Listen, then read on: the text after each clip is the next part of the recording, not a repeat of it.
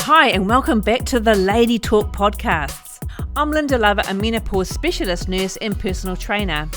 My passion is to ease the conversation around the taboo topics in menopause and prevent the onset of disease.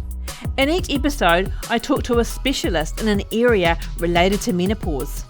Check out my website for more information at lindalovittladytalk.co.nz. Today on the Lady Talk podcast, we're going to be talking about intimacy after 40. Real talk on sex and menopause. All of the stuff that you've secretly wanted to know about is going to be revealed on this podcast.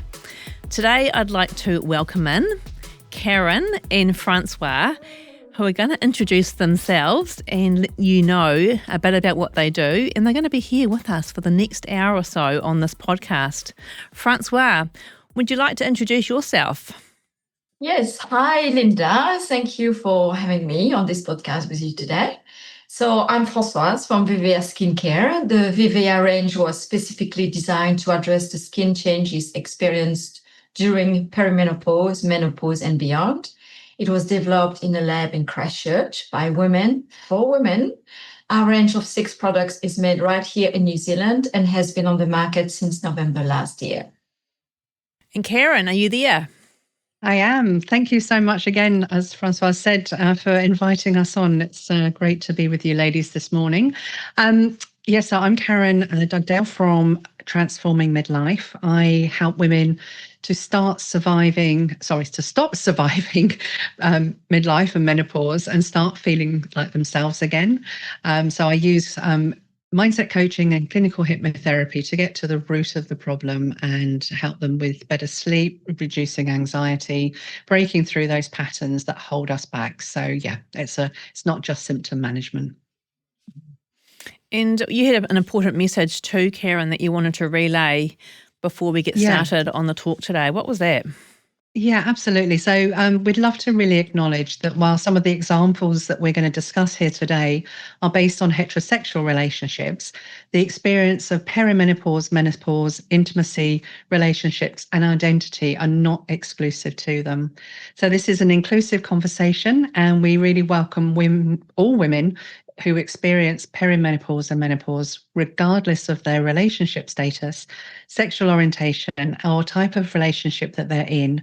And we encourage you to take what resonates here and adapt the ideas to your own experiences and relationships. Great. I think we're going to flow into some questions that you guys have got for me. Absolutely. So, Linda, we've obviously had many chats, and I'd love to, we hear a lot of menopause is all about the hot flushes and the mood changes, but it'd be really great to know what's happening down there during menopause, and are there really 20 tissue changes?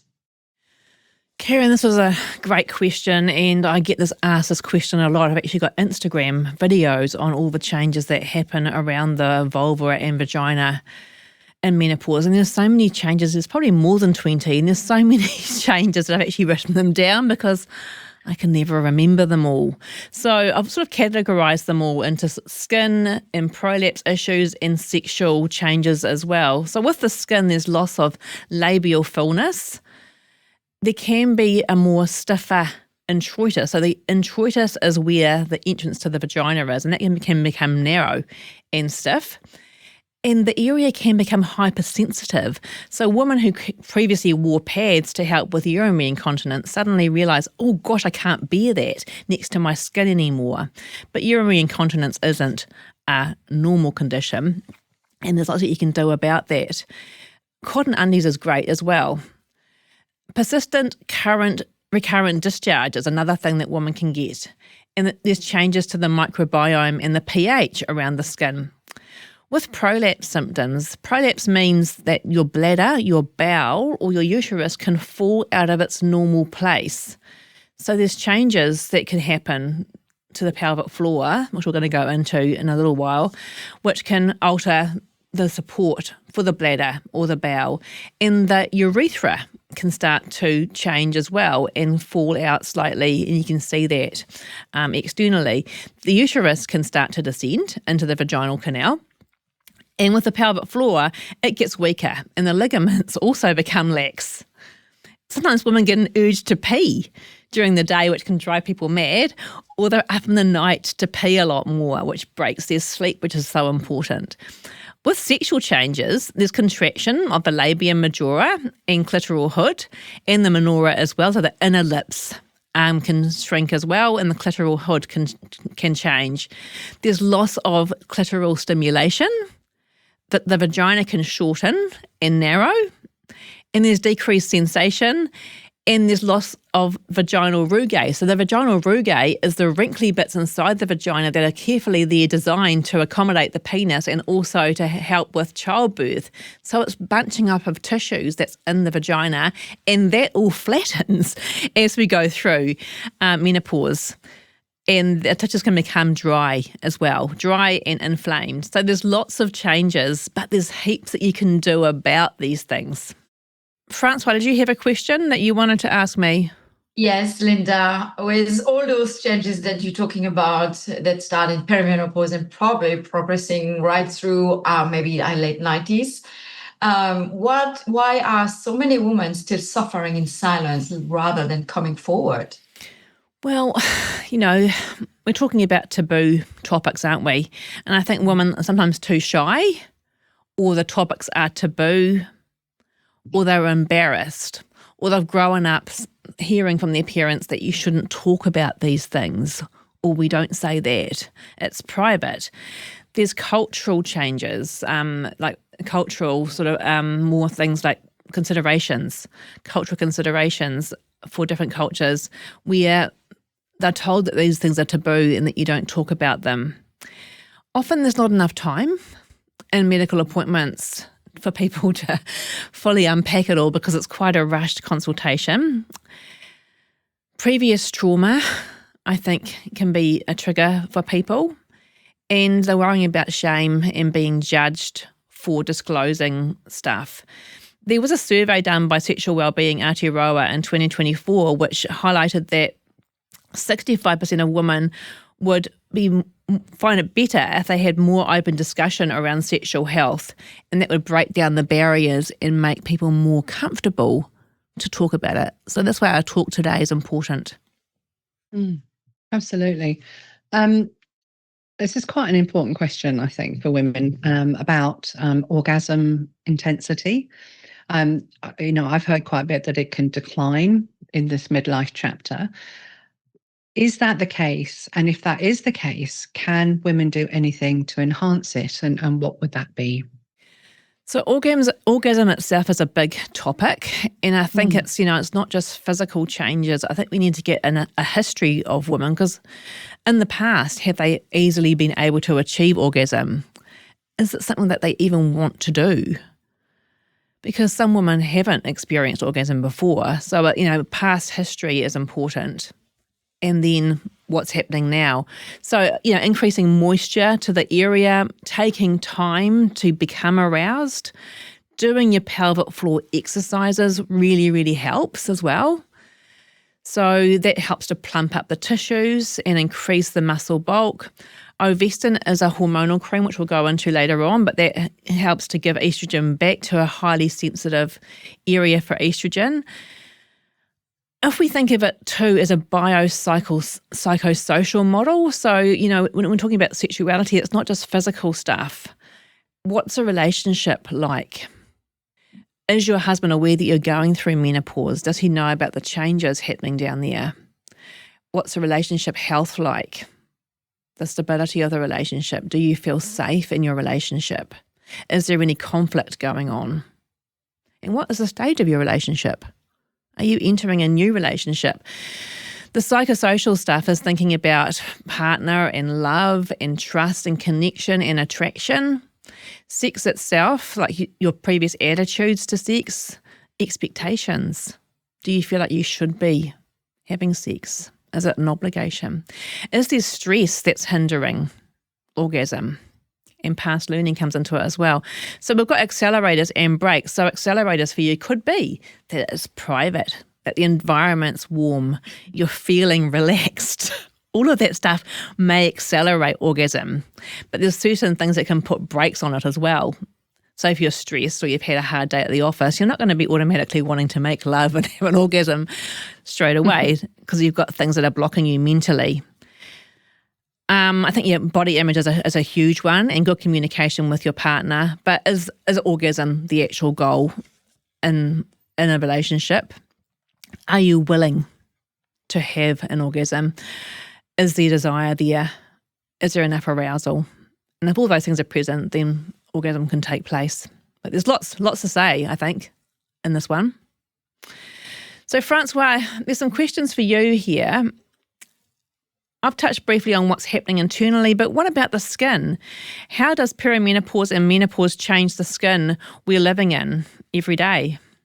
Well, yes, indeed. During perimenopause and menopause, estrogen level drops significantly, and estrogen plays a crucial role in keeping our skin healthy, like collagen and elastin production, retaining moisture and natural oils, maintaining the skin's barrier integrity, supporting the skin's natural microbiome.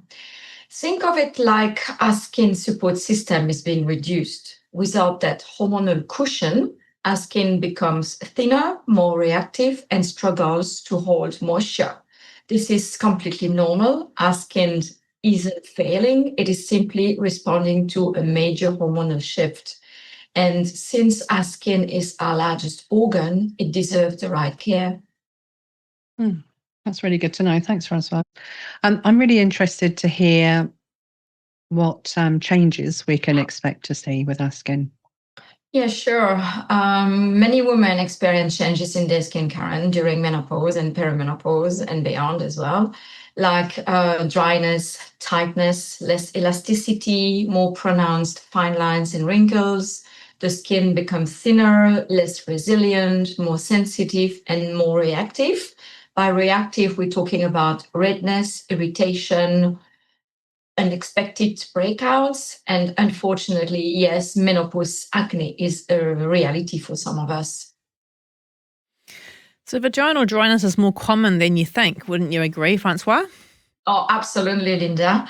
Vaginal dryness is one of the most common changes during menopause. It's also the least discussed, as you touched on that before. It can impact intimacy, but it can also affect how you feel day to day and even change your relationship with your own body. It is also completely normal, manageable, and nothing to be embarrassed about. Yeah, absolutely. Karen, we've talked about those physical changes, but they unfortunately don't happen in isolation, do they? Women often describe feeling like a completely different person. What's going on emotionally and psychologically? Yeah, great question, Françoise. I think this is one of the most important questions that we can ask because, when you name something first, it's the first step to healing. I think the roles that we build, around our whole sense of self is, that we're the capable one, the organized one, or the one that holds everything together. And they all start shifting at once. So, for many women, it could be kids leaving home, parents are aging, our careers are being questioned, or we might be thinking, what is next? And then on top of that, we get, say, all the hormonal changes of perimenopause. And these are literally altering how we react emotionally. So, we don't often recognize ourselves in these moments of conflict or stress anymore, which can be quite discombobulating. So, we're not, the thing to remember, I think, is so important that we're not having a breakdown or a midlife crisis, as the media would like us to believe. It's just a collision of life transitions landing at exactly the same time. And the most powerful thing I can tell you is this, this is a passage. It's not a personality transplant. You haven't lost yourself. You're in the middle of becoming, this new recalibrated person. And, that can feel a little bit terrifying and discombobulating before it actually feels like freedom. Stress is a huge one, Karen, isn't it? And I've mentioned that before. Yeah. What does chronic stress and overwhelm do to a woman's desire for intimacy? Or is it just tiredness? Or is there something deeper happening? Yeah, I mean, here's what I love every woman listening to understand. If you're exhausted and you're overwhelmed and you're running on empty, your body is in survival mode, and survival mode has, absolutely zero interest in intimacy. So for many women, it's not a libido problem. It is a nervous system problem. And it's something that, we keep hearing over and over again, but it is so, so true. So something that's really important for us to understand that, in midlife, we don't bounce back from stress in the way that we used to with our declining estrogen. This makes us more susceptible to how we react to stress. Our nervous system becomes more reactive, not less. So if you're dealing with broken sleep, you've got a full mental load.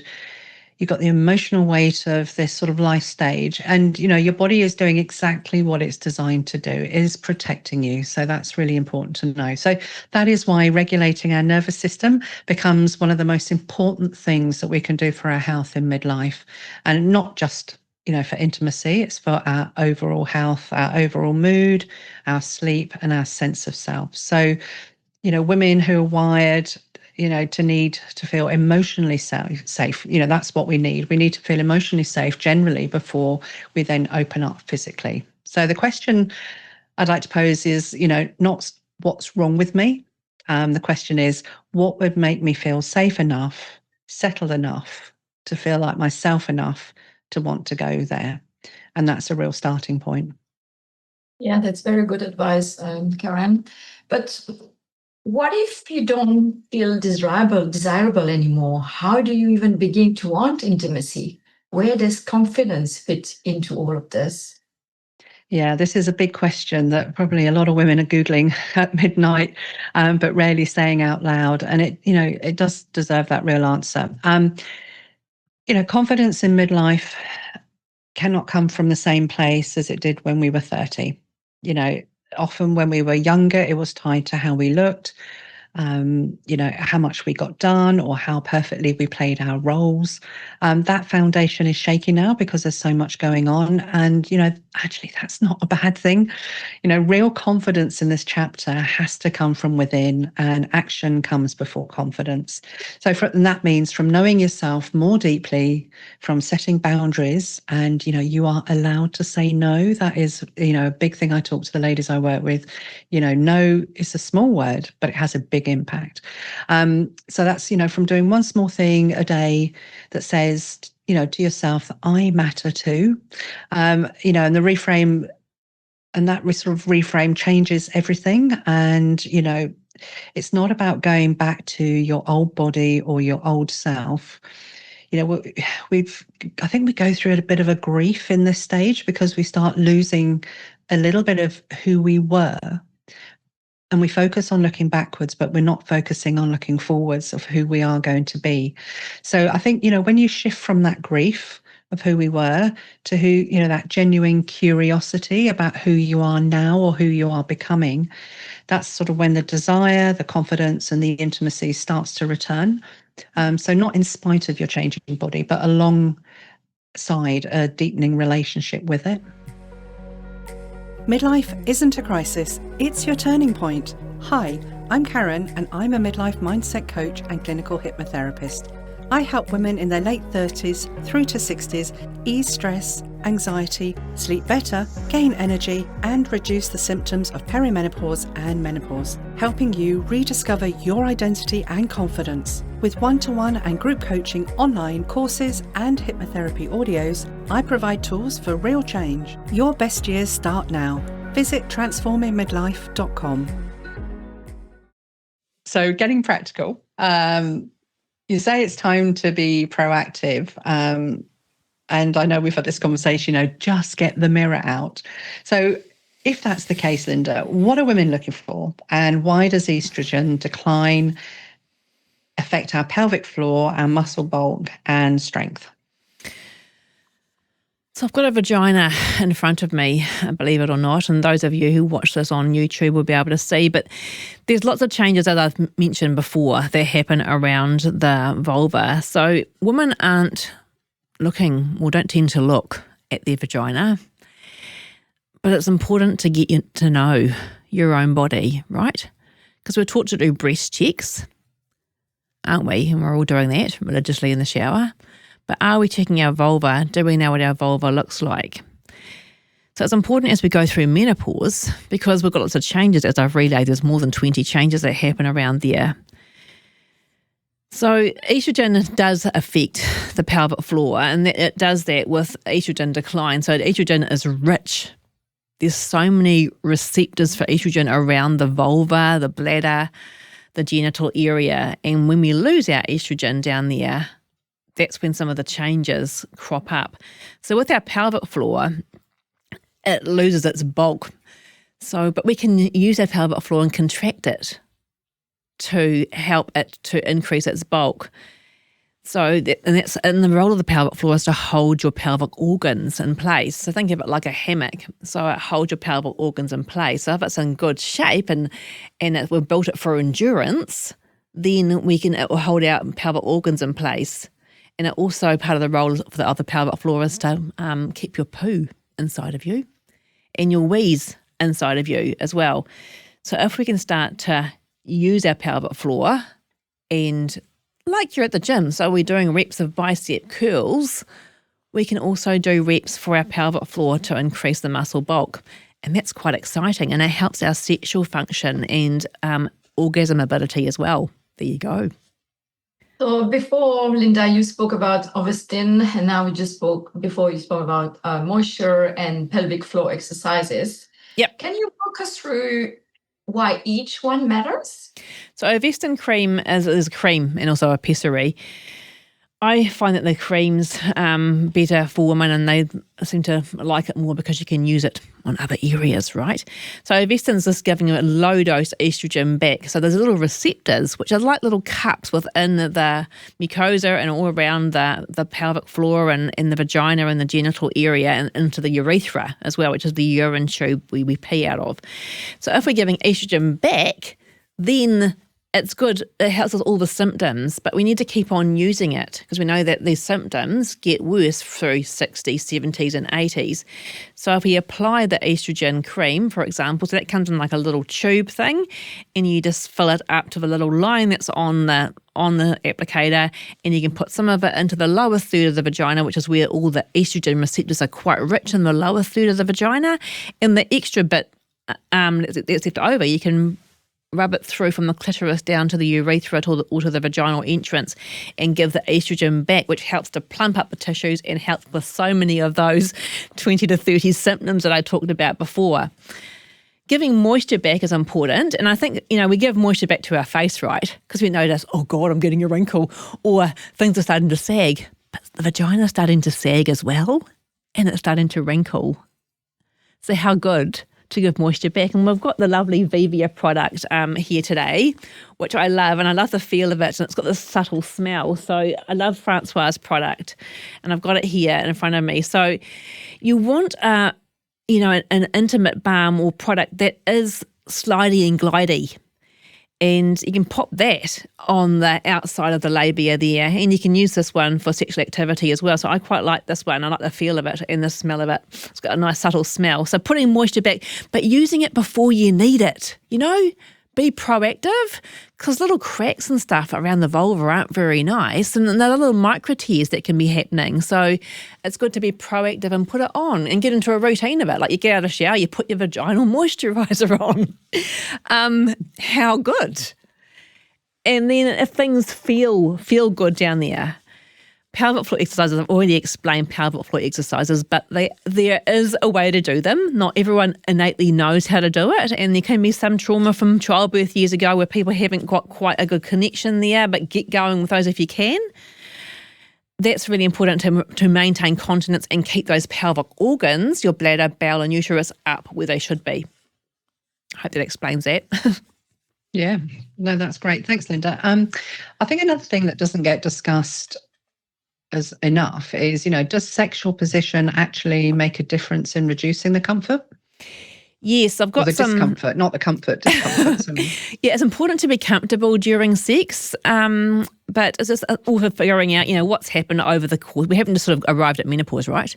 We've often given birth, and we've had, sometimes perineal tears, or there's scar tissue down there. So it's important to assess people's history and not just focus just on menopause, because we haven't just arrived there. Other things that have happened over our lifespan that may impact on penetration and whether we want to do that, and past trauma and stuff. So, it all needs unpacking, and that's what I cover in my consults, which are 90 minutes long. But to get to your point, yes, so women come and see me a lot because they've got sexual pain, and sexual pain can be at the introitus or it can be further up.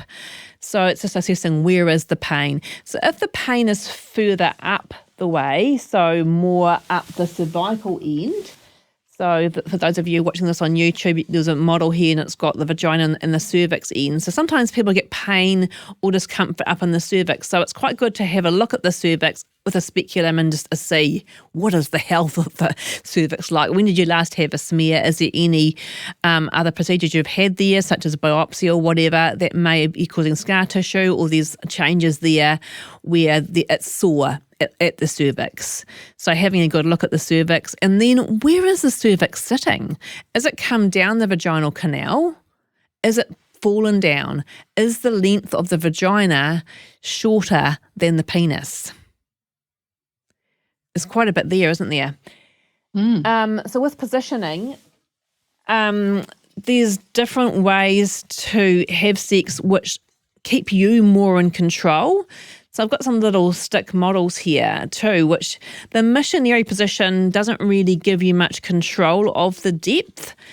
So if we're looking at male and female penetrative sex, the models I've got here, you can see them on YouTube if you watch this on YouTube, but the missionary position is more deeper, the penetration. So if you've got a cervix that's hanging a bit low or it's a bit sore, you don't really want a whole lot of depth going in there because it's going to really hurt. So it is thinking mechanically and then trying different positions to keep you more in control of the depth, and then figuring out which way might make it easier for you. So experimenting with different positions and then noticing, does that feel more comfortable, so you can relax into it.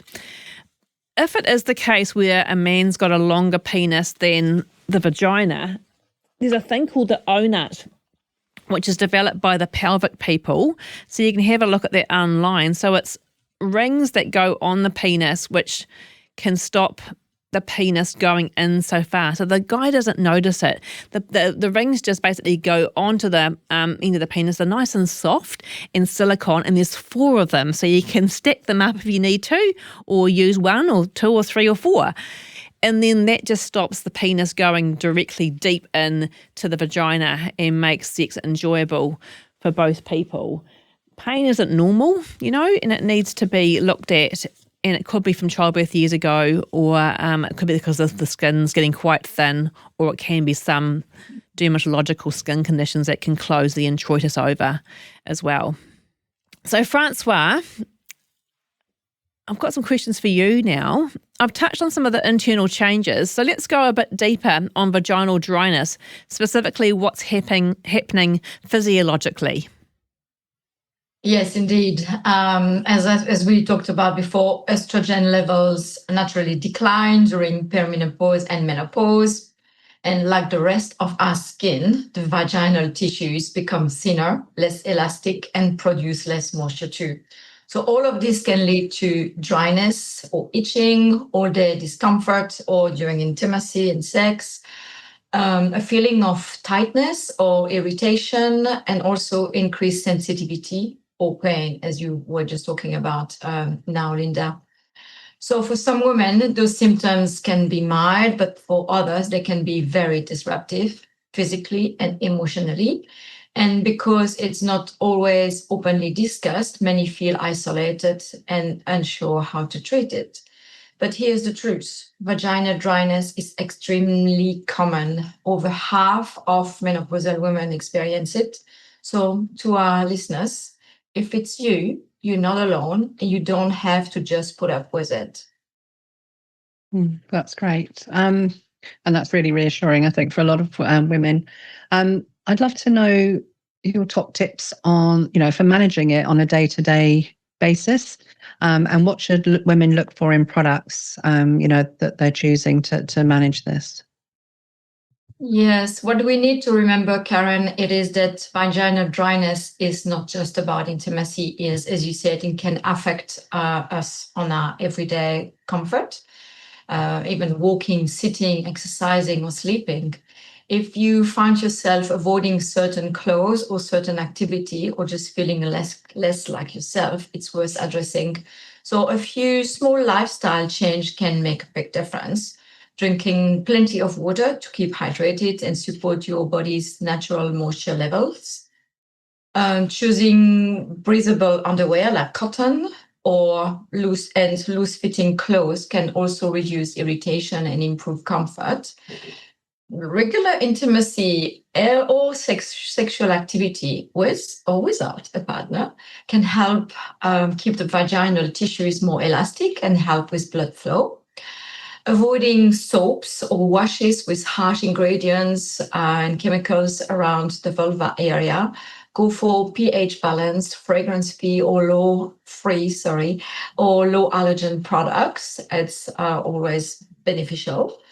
You can use the Vivea natural lubricant balm every day as well for moisture. But remember, if symptoms are severe or persistent, please talk to a healthcare provider. I know you have a real passion around this, Françoise, and that women deserve comfort, and you advocate for a natural, nourishing product. Tell us why that matters to you. So you would know this, Linda, when dealing with such an intimate part of our body, what we choose to use really matters. A growing number of women are choosing natural, hormone-free options to manage dryness, something that supports the body rather than overrides it. Our Vivea natural lubricant balm is formulated with plant-based ingredients like shea butter for deep hydration, calendula for wound healing, and chamomile for calming. This gentle balm is designed to soothe, hydrate, protect, and heal delicate skin without synthetic additives or fragrances. It literally melts into your skin, as you were describing before. It gives you instant relief from dryness, and it also restores a sense of comfort. It can be used daily or as needed. It is not a gel or a cream, it's a balm. It's soft, calming, and deeply nourishing. Menopause isn't something to hide, and neither are the changes that come with it. Talking about vaginal dryness and normalizing the experience helps all women feel more empowered and less alone during this stage of life. Karen, we're going to move to you now. I think Françoise got a burning question for you. Yes, Karen, tell us, for women whose nervous systems feel like they are constantly in fight or flight, how do they even begin to reconnect with their body and desire? Yeah, absolutely. I mean, and the most important thing is, your nervous system isn't your enemy, but you do need to work with it. So, as I think as we talked about earlier, you do need to feel safe in your own body first. So, one of the biggest things I see with the women that I work with is that they've been trying to fix a symptom without addressing what's underneath. So that might be a belief, a pattern, a habit.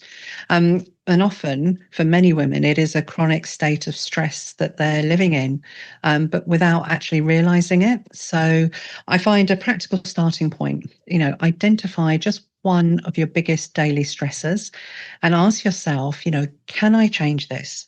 Can I reduce it? Or can I, pass it on? Is it mine to deal with? So, it's not self-indulgence. It's a prerequisite of being able to start balancing that nervous system. And the non-negotiable that sits alongside all of this is sleep. For all of our lovely listeners, we know what it's like when we haven't slept, and, it's exhausting. So, I can't stress enough, quality sleep is the foundational part to everything that we're talking about today. Your mood, your desire, your energy, your hormone balance, your emotional regulation. If your sleep is broken, everything else just seems harder. And this is something I work on deeply with women in my programs, because when that sleep shifts, everything shifts.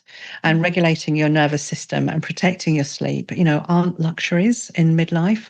As I said, it's the foundation of what everything else is built on. Yeah, that's so important, Karen. And I love the way that you talk. Your voice is really calming. And I think women would, just love to sink into your couch in your room where you see people or online and just, be themselves and find ways that they can help themselves through this time. I think a lot of women have sort of negative self-talk as well. And I know that you cover this a lot in your conversations. You talk about rewriting the story women tell themselves about their bodies. So what does that look like in practice and what can we do there? Yeah, absolutely. And just, segueing back to about this, the sleep, I do have a sleep program. It's just self-paced, an audio series. So it's just something that works straight away and you get great sleep. So I can, if anyone's got any questions, they can always email me or look at my website. But yeah, the rewriting that story about what we're telling ourselves about our body is, that inner narrative that most women are running in midlife is, my body is failing me. And, I can put my hand up as well that, I used to think that too. But I invite you to, to think of it in a different way, to reframe it, that your body's actually trying to communicate with you. It's trying to tell you something. So every symptom, every shift in desire, every moment of emotional overwhelm, it's information. It's not failure. And we're very good as women about putting the blame back to ourselves and inwards and that negative self-talk. But practically, we don't want to stop waiting to feel confident before we take action. As I said earlier, action comes before confidence. So do one small thing today, as I mentioned before, that says to yourself that I matter. It could be a walk. It could be setting a boundary. It could be 5 minutes of stillness with no phones, no demands. Sit in the toilet if you have to. A lot of best thinking is done in the toilet. I have this conversation too. Go somewhere where no one can disturb you. These aren't small things. These are just little seeds that you're planting to get to your 2.0 self. So that's what I like to think of it. You're not going backwards. You're coming into your 2.0, and that's going to see you through the rest of your chapter of your life, which is going to be awesome. Oh, yeah, that's fantastic, Karen. Something I'd really love to know, and I'm sure lots of our listeners would like to know as well. Is it the right goal to chase your libido you used to have before? Or is it better to shift into getting curious about desire instead? Yeah, and I think trying to get back to how we were at 25 is a losing battle because you're looking backwards, not forwards, and it's an unfair one. Again, it's an unfair expectation to put on yourself. So the question I really love to ask the women that I work with, and also the women that are listening, is, get genuinely curious. Curious is your word of midlife. What does intimacy look like and feel like for me now? What do I need to feel more connected, for more safe, more open? And this could look completely different to how it was before. And that's not a loss. That's self-knowledge and that's a growth. So, the women I work with on my one-to-ones or in my programs discover that, when they stop chasing that old version of desire and start exploring what they actually want now, something then opens up. They get a bit of an aha moment because they've always looked backwards and they've not actually been in the moment and said, what do I need now? So the intimacy becomes more available on the other side of this inquiry, and it's often deeper, more authentic, and more satisfying than sort of they might have previously experienced. So I do want to qualify that I'm not a sex therapist. These questions of intimacy don't come up for every client that I work with, but it's more around the importance of self-care, better sleep, regulating your nervous system, and rediscovering your identity really does make a difference to then how you feel about yourself, and then how you feel more safe moving forward with more intimate relationships. Yeah. Vivea skincare, crafted for the shift of menopause. Thoughtfully made in New Zealand. Visit viveaskincare.co.nz. So we're going to move on to segment 3 of our chat this morning. So what are some of the other questions that you want to ask me? Let's go to some of the questions that maybe women are too embarrassed to ask their GPs about. So starting with, it could be, I keep getting UTIs after sex. What can I do about that? So it's important to realise that if you are getting UTIs and they are frequent, to go and get that checked out. As we go through menopause, we're often more predisposed to UTIs because the tissues become thinner, the urethra can become narrower and get more bacteria into it. So the common cause of a UTI is E. coli. So E. coli is a bacteria that lives in the bowel, and if it gets too close to the urethra in a woman, everything's quite close together down there, and the urethra isn't very long in women, so it doesn't take long for the bacteria to crawl up into the urinary tract and get into the bladder and cause cystitis. And it's a painful thing, right? Anyone who's had a UTI knows that it's sore, and symptoms can be that I'm, passing urine a lot and it's small amounts and it feels like razor blades and things. So go and get things checked out, but then realise as you're going through menopause that there's changes to the vulva. There's 20 to 30 of them, isn't there? So this is a different presentation to people who maybe had UTIs in their 20s. So it is thinking about, okay, what's actually going on there, and having a urine test and seeing whether it's a bacterial thing, or there's changes to the vagina and the urethra and the microbiome down there. So is Ovestin cream indicated for women? So that helps just to reduce the symptoms because there's changes to the urethra in the vaginal area. So giving estrogen back can restore the microbiome and help with the changes down there. So Ovestin would be quite a good idea for people who are having recurrent UTIs as well in the menopause stage of life. Peeing after sex is quite good because obviously that washes out any bugs that are in the urethra. And trying to do that, after you've had sex is quite a good idea to get into as well. What's the hygiene like down there? So a lot of women aren't told to, when they wipe their cells, like passing urine, like wipe from the front to the back. Don't, after you've had a bowel motion, don't bring all the sort of the E. coli or the bacteria that live in the bowel or the poo up the other way. So our normal hygiene down there is important, and to wash down there and not using a whole lot of soaps and things, because a vagina is self-cleaning. We don't need to sort of put a whole lot of products down there. So these are just basic stuff, and keeping an eye on the tissues down there, and then thinking about cotton undies and that sort of thing. So these all help to prevent UTIs, and as a lot of women still wear pads as well. So if you're still wearing pads because of urinary incontinence, there's a lot of bacteria sitting in pads as well. So, nip that in the bud if you are leaking urine, so you don't get sort of bacteria all sitting around the vulval tissues as well. So lots to say on that one, Karen. That's a great question. Indeed. Another question that I think a lot of women are asking themselves, what about contraception and STI preventions? Because in midlife, some women might think or might assume that it doesn't apply to them anymore. Yeah, so again, these are quite big topics. And I think, as we enter perimenopause, when we're in our 40s, we might start to get some symptoms of perimenopause first, or we might have changes to our periods. But nonetheless, it's good to have a consultation with your GP during this time and know what the path is going to be like. And what do you want to happen over that time? Do you want to go into a more natural method of contraception so you know what your normal cycle is like? A lot of women are curious about that, and they want to know when they're going to be through the other side, when they've gone for one whole year without a period.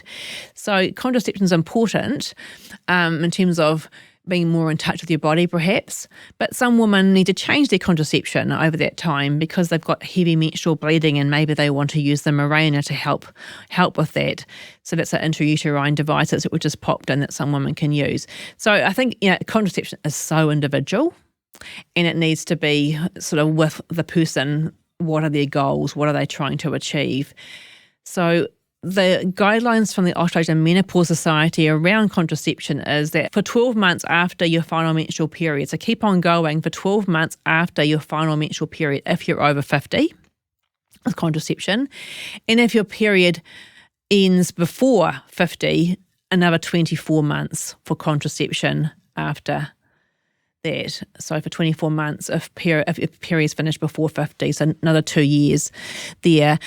STIs, women don't always think about that, and relationships can break down too, over the time of perimenopause. So STIs can occur. Thinking about condoms to prevent STIs if you're in a new relationship. There's lots of testing kits out there, and there's lovely services where you can talk to nurses like me about, I've got a new partner. I'm not sure about his or her sexual history. Is there a way that we can check for STIs? So Sexual Wellbeing Aotearoa is a great service. They've got a great website, lots of information there. There's self-testing kits. You can ring up and speak to a nurse on the phone and just say, I've got a new partner now. I'm not sure about his sexual history or her sexual history. What is the way that we can figure out safe sex, and is there a test that we can do? They're lovely to speak to. They're used to having these conversations, so it's really important for STI prevention. And as we get older as well, we might find that our libido, that's been a bit declined in our 50s and 60s, suddenly springs back to life in our 70s. So there is a rise of STIs in the older population because suddenly they're getting their libido back and they want to have sex, but they're not thinking about STI prevention because they're thinking, oh, well, I'm not going to get pregnant now. And they don't always think about sexual health and STI prevention when they're 70, but that's why people often get STIs in that age group because they're not always thinking about that as they get older. Interesting, isn't it? That is really interesting. I've been thinking about this. The silent question that probably is thought rather than spoken about, Linda, is that many women may quietly worry about the way things look, feel and smell down there. What would you want them to know? How could you reassure them? Well, I think for starters, we all have different vaginas. And I think I've mentioned to you guys before in previous conversations, there is a model called the Great Wall of Vagina. So I think even just for women knowing that every vagina looks different. So if you Google the Great Wall of Vagina, you can see the huge variation of vaginas out there. So we all have different vaginas, like we have all different faces. So I think it's important to know what's normal for you. As I said before, have a look down there and get to know your normal. Know when the skin is changing as well. And know that there is some dermatological conditions like lichen sclerosis or lichen planus that can cause changes to the vagina and can lead to vulval cancer. So there's a really good website called dermnetnz.org where you can look at things online and you can see some vulval skin conditions. So things like the lichens, like lichen planus or lichen sclerosis, there's images there and descriptions of what those things look like. So these are autoimmune conditions. And there's different characters for both of them. So knowing what can go wrong down there and then knowing what to do about it. So if things start to look or feel or smell differently, it is important to get in touch with a health professional, especially things like itching or a sore that's not healing needs to be looked at. And if there's a funny smell that's funky or there's discharge that's abnormal or you're really worrying about it, please go and get it seen by a health professional because there's so many things that you can do about these things. It's no point in quietly worrying about it. It's better to go and get things seen. Some of the lichen conditions like lichen sclerosis and lichen planus can predispose you to vulval cancer, and these conditions need to be monitored by a dermatologist to check that we're not getting vulval cancer, because that is a thing that women can get as well. And those conditions are very common after 50. So see a health professional if you're worried. So we're moving now to ask Françoise some questions. Françoise, since you developed Vivea natural lubricant balm, what makes it different from other lubricants on the market? Yeah, it's a great question, Linda. So Vivea natural lubricant balm, so it looks like this. It comes in a box like this, but the product is in a glass jar actually. And believe it or not, it is a hero product, although it is skincare for face and body, but this one is a hero product. The reason why, it's because it's quite unique and it was developed for intimate dryness. It is made with only natural and nourishing ingredients. Unlike many conventional lubricants, this one is free from water, glycerin, or synthetic additives. It's also free from artificial fragrances, parabens, preservatives, and synthetic fillers. So what you get is pure, natural care, nothing more, nothing less, which makes it suitable for sensitive area and long-term use. So this balm is also multifunctional and very versatile. You can use it to soothe dry patches, like elbows, knees, or heels, even lips. You can use it for massages to relax tense muscles, or just as part of your self-care routine. It glides beautifully and leaves the skin feeling soft and nourished. I don't know if I have the time, but I'd love to share one of our lovely customers' review. So this is what this lady says. Highly recommend. Beautiful product, very fine texture, but stays and moisturizes well. I use it for a range of uses, from lip balm to feminine intimate moisturizer. Post-menopause, I was looking for something effective but non-chemical. This has been a lifesaver and helped restore normal, where my body has changed and was affecting my everyday comfort and my marriage. This is it. That's great. And I can absolutely also attest to that. I've got my little jar here as well. I use it at this time of year. It's in the Southern Hemisphere, we're winter, so I get a lot of dry skin between my fingers, and I use it there and on my elbows, and it's wonderful there as well. But I think you've actually probably covered my question, was, asking that a lot of people will say, it is really, really safe for intimate use.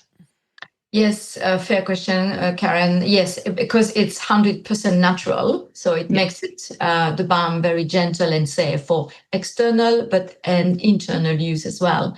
It's formulated to support sensitive skin and hormonal balance, especially during menopause and beyond. It's perfect to use daily for intimate comfort, but also skin nourishment, massages. You can use it as often as you need. And the other practical question, when we're talking about sexual health a little while ago, can Vivea natural lubricant balm be used with condoms? Important question indeed, Linda.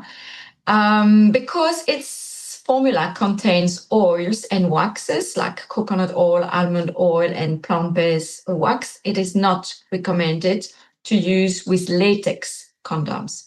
Oil-based products can weaken latex and increase the risk of breakage or failure during intercourse.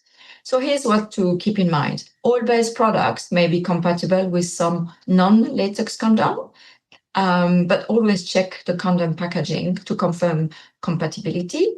And if you're planning penetrative intercourse with latex condom, water-based or silicone-based lubricants are generally recommended for best protection and performance.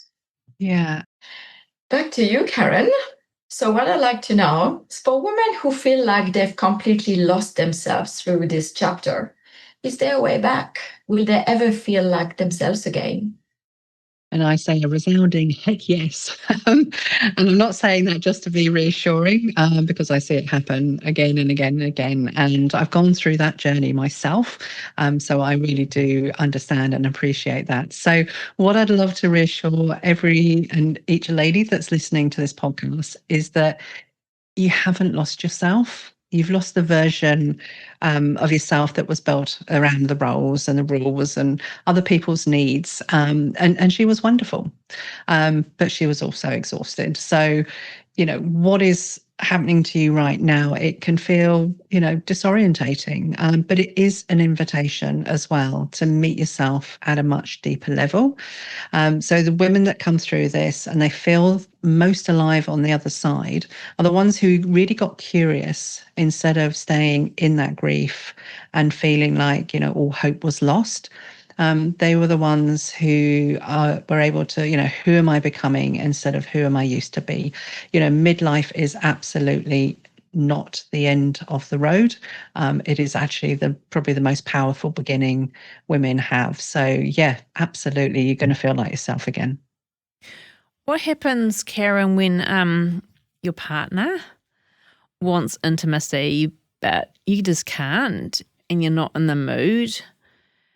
How do you even begin to explain something that you can barely put into words yourself? It's a big one, isn't it? And yeah, it's a really tough one. The first thing again is coming back to yourself and just knowing that you're not broken, and this isn't, about your relationship failing. What's happening is that your nervous system, your identity, and your body are all going through a profound transition at the same time, and that's huge for women.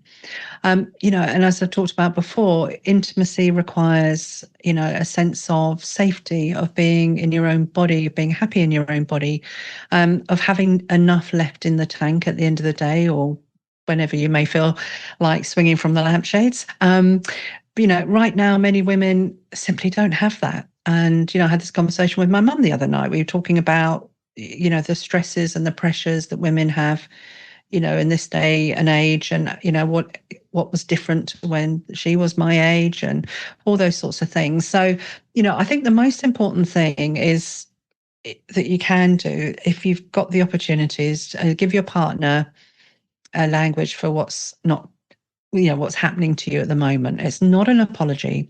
It's a language. And when I say language, it's something like, I'm not withdrawing from you. I'm simply going through something that I'm just trying to understand myself. So you don't have to have all the answers. So again, take that pressure off you.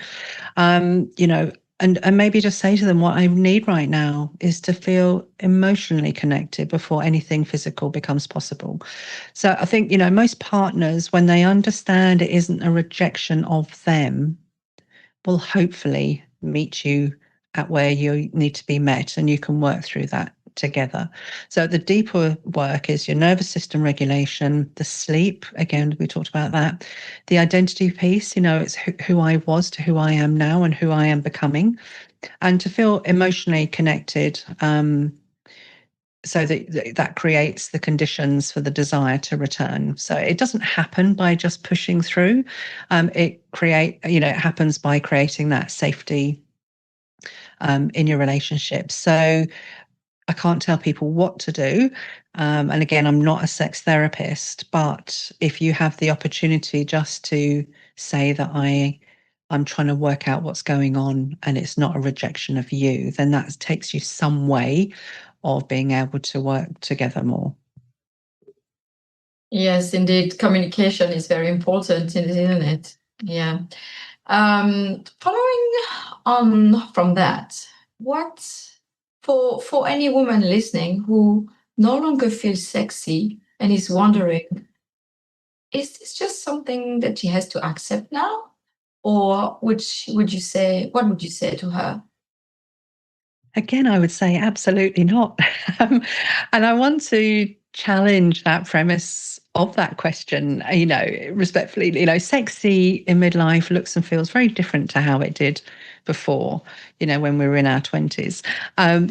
It's an upgrade, I think. It's not a downgrade. So again, I know that there is a lot out there in the press and in the media and what we're bombarded with day after day after day, that we should be looking like this, feeling like this, and doing this.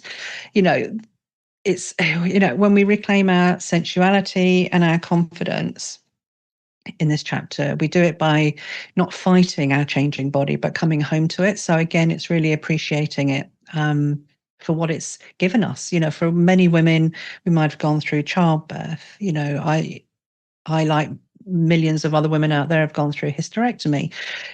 So it's, feeling desirable starts, I think, in your mind and your nervous system long before it shows up in your body. So when you're regulated, when you're rested, and when you're reconnected with yourself, something does shift, and you stand differently, you speak differently, and you sort of stop hiding and start inhabiting yourself, which is something quite powerful. So no, this is not something we have to simply accept. And it's something that you can choose to explore. And again, it's get curious.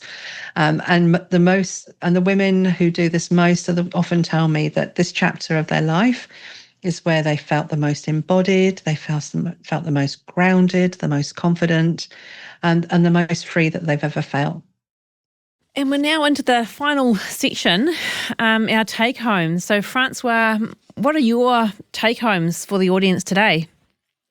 So what I would like to say, Linda, to our listeners, is that menopause, as Karen mentioned, is not the end of your story, although sometimes it feels like it. I certainly felt that way myself for a while. But look at it as a new chapter. You are stronger than you think, and now is the time to take care of yourself. There is a light at the end of the tunnel, I promise. You are not done. You are just getting started. Karen, what about you? What are your take-homes from this podcast? My biggest take-home for the women that are listening is that, your body hasn't betrayed you. It's just asking for something different. So midlife isn't about getting back to who you were. It's about stepping into who you're becoming. And this transition is definitely an opportunity to rediscover your identity, to rebuild your confidence, and create that life that feels aligned with the woman that you are now. So midlife is definitely not the end of your story, and it's the beginning of a powerful chapter. Thank you guys for being here today. And my last take-homes are that at Lady Talk, I'm all about easing the conversation into the taboo topics on women's health. And I have a clinic where I do see women who are seeking treatment for things like painful sex, because there's so much you can do there. And it's an area that I'm interested in, and there's so many solutions for painful sex. So please don't be putting up with that if you are. Orgasm changes, we've covered that quite a bit. And I meant to actually mention during the orgasm section a wonderful book by Emily Nagoski, which is called Come As You Are. She's got wonderful podcasts and also TED Talks. So do have a look at that book. Lots of tips in there. So yeah, I do. I talk about orgasm in the clinic, and I ask about that, and is there any changes? Because people don't get asked that, and it's an opportunity, right? And because my conversations are longer, like my consults are 90 minutes long, it gives people time to unpack stuff, and they feel comfortable in the clinic or see people online as well. Low or even high libido changes, there's so much you can do around that. Vulval skin conditions, as I've said before, women aren't looking at their own vagina, so it's good to have things assessed as the skin can change in our 40s and 50s. Urinary incontinence, it is never normal, and it can be easily fixed by working on your pelvic floor exercises.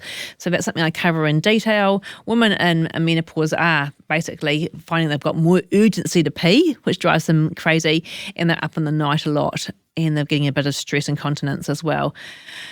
Prolapse issues are very common in menopause, and the organs can start to descend, and they can do that without us even realising, and we can be asymptomatic. So getting all these things checked out, these aren't taboo topics, but they can be embarrassing for some women. Help is available, so we can step into the third age confidently and enjoy sexual activity. How good. I want to thank you guys, Karen and Françoise, for being with us on the Lady Talk podcast today. I think we've covered some really good ground, and we've busted out some of those taboo topics in women's health, which I love to do. Guys, can you just let us know, for the listeners out there, what your preferred sites are for people to follow you? Françoise, what are your best sites for people to find out more about you? So at the moment, people can get our product on our website. It's www.viveaskincare.co.nz. And Vivea is actually spelled Vivea. So skincare.co.nz. And you're most welcome to follow us on our socials as well. Karen, where are you on socials? Where can we find you? Yeah, so on website is just transformingmidlife.com, and my socials are Instagram and Facebook, and that's just Transforming Midlife. I also have a book, which I might not be able to see because I've got my blur on, but it's the Midlife Relief Kit, a guide to feeling like you again, and that's available on Amazon. And I work online with women all over the world. Thank you so much for joining me. Thanks, Linda. Thank you. Thanks for listening to Lady Talk Podcast. You can follow me on Instagram, Facebook and LinkedIn. You're welcome to sign up for my newsletter via my website at lindaloveatladytalk.co.nz.